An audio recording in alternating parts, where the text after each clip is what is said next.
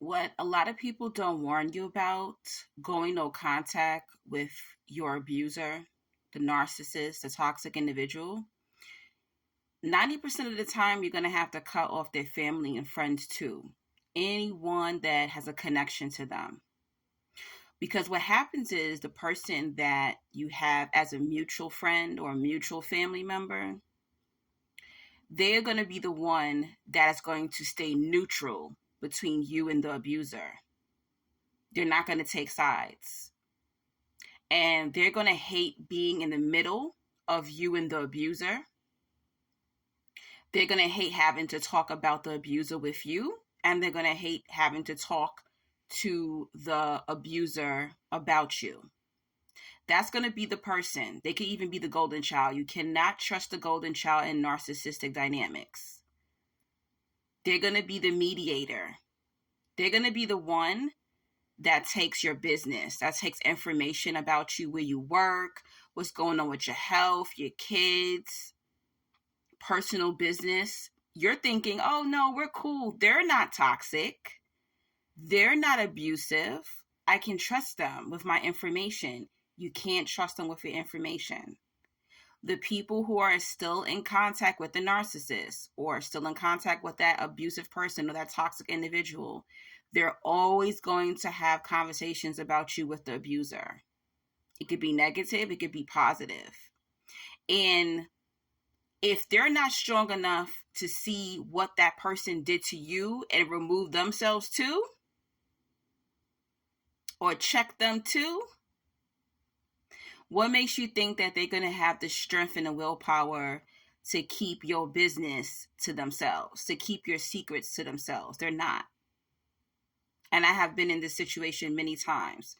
2 years ago, I had to go no contact with my only sibling. And unfortunately, I had to cut off my teenage niece. Heartbreaking. Still breaks my heart to this day.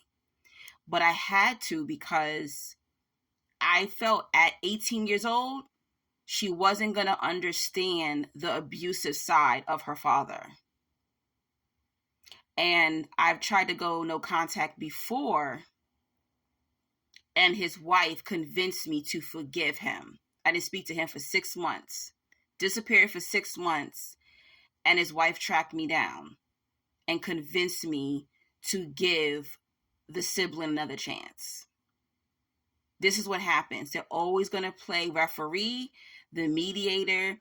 See, this person that's in the middle, the neutral person, they just want peace. They don't care about the abuse most of the time.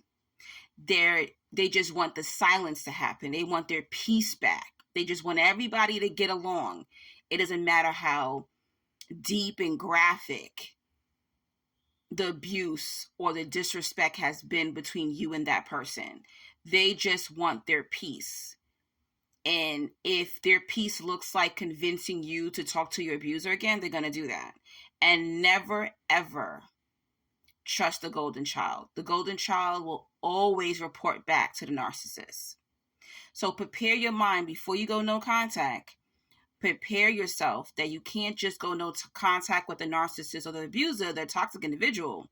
You got to cut everybody off, because you don't know who's going to be the snake in the grass. You don't know. For years, I was be like, how does the person who molested me, how does he know my love life business? How does he know who I'm dating? Kind of find out my own cousin, my own uncle was going back and reporting to the molester. You got to cut ties with anyone connected to the abuser. And sometimes it's sad, it'll even be children you have to cut off. They will always be the reporters. They will always be the assistants. They will always be a flying monkey for that narc, for that toxic individual. Always remember that. You cannot trust them. If they're still around a toxic individual like that, and they're not seeing their abusive and toxic ways, that means they don't have discernment. They don't have willpower to see the truth about that individual.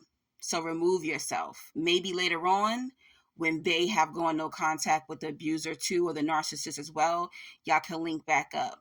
But for now, go ghost on everybody.